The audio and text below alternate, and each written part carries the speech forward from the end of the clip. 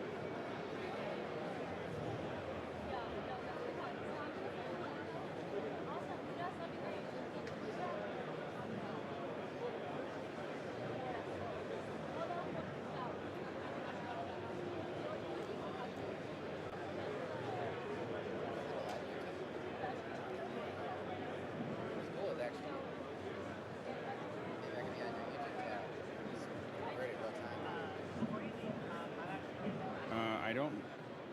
Yep. And Mickey, are you doing?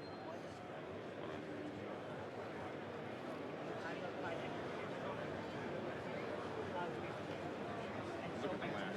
This one is.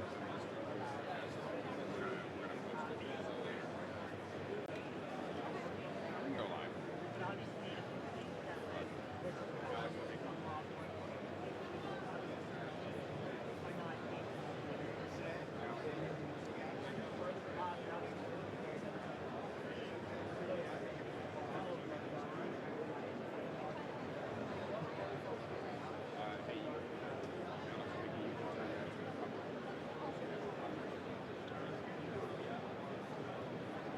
Hey everybody! Hey everybody! We're here we're here at SIGGRAPH, and it is we're pretty excited. We have Joe Hill here from Leia. Now, tell us a little bit. How did you get this? How long have you been working on Leia? Leia is actually a spin out of HP Labs. Made the cover of Nature in 2013 and then spun out in 2014. And essentially, we are a 3D display company. So we've made a variety of products, mostly on mobile. Phone, 2 tablets, most recently LoomPad 2. And recently at SIGGRAPH we announced that we actually acquired Domenco, so we have entered the monitors and laptop space and Windows platform. And so this is a simple tablet, and it basically gives you a 3D view. Now, the hard part is I'm not going to be able to show you the 3D view to a camera, but what it does, tell us a little bit how it actually works, because a lot of times we've seen screens that will do this, but this is much more active. Yeah, so this is actually a 3D backlight technology that can turn on and off, just like a 2D backlight when you turn it powering something on.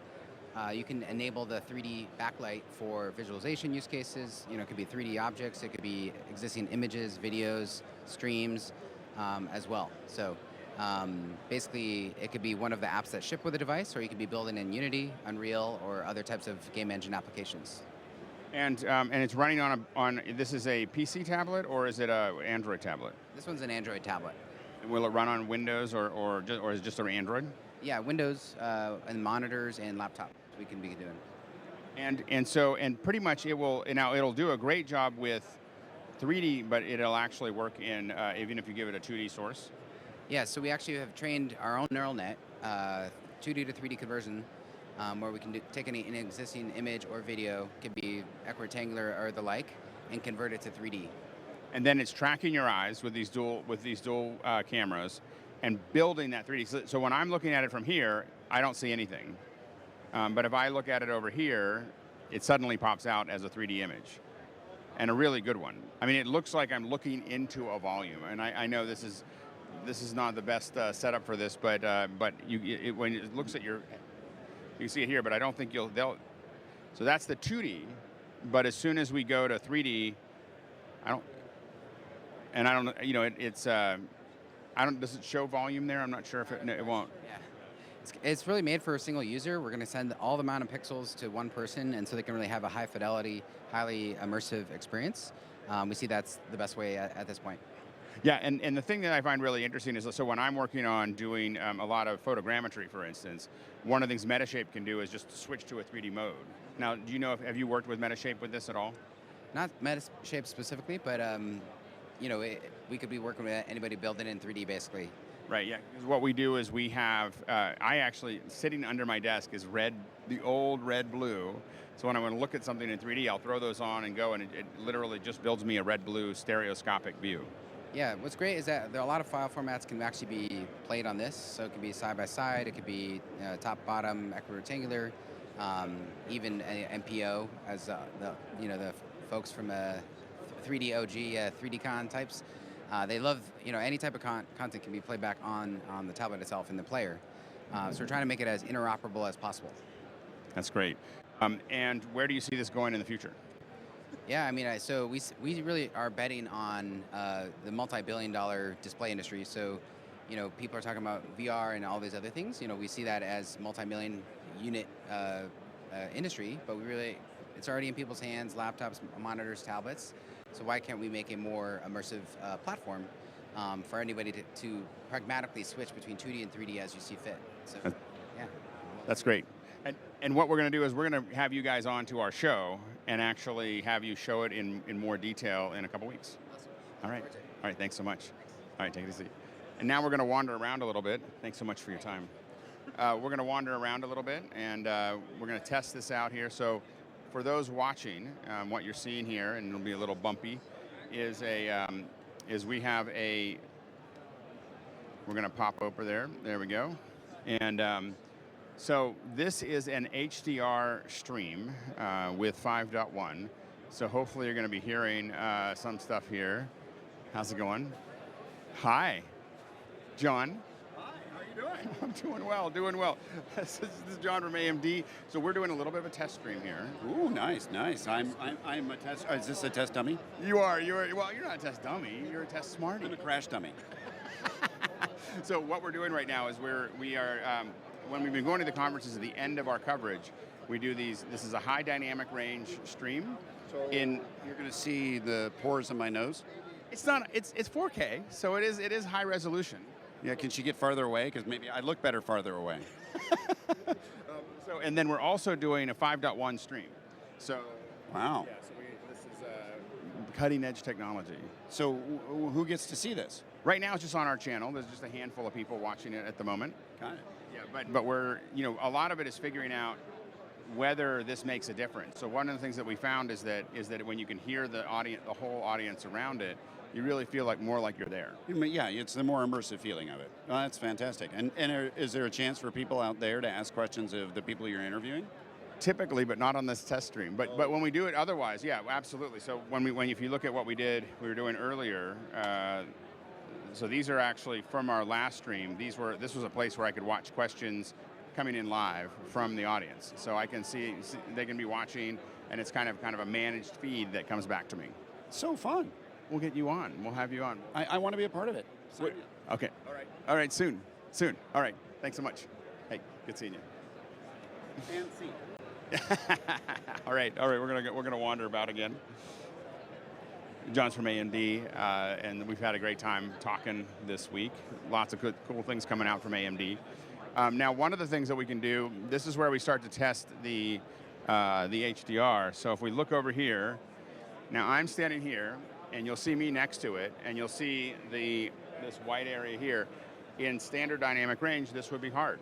And so we'll want to go back and look at this and see how it works, and hopefully we'll turn that mic just a little bit this way so that it's pointed, there we go, and so it's kind of pointed forward. So you should hopefully be hearing stuff around me as well as seeing what we're looking at. We're kind of going to look for things that have a lot of contrast. So let's walk around here a little bit more. So you can see a lot that's going on through here that we can kind of see these bright lights back here. So if you see these lights out here, hopefully they're shining really, really well. We're hoping that looks good there. And we're going to keep on moving back here. And, a lot of times it's just being able to get this kind of, the quality of color, along with the surround.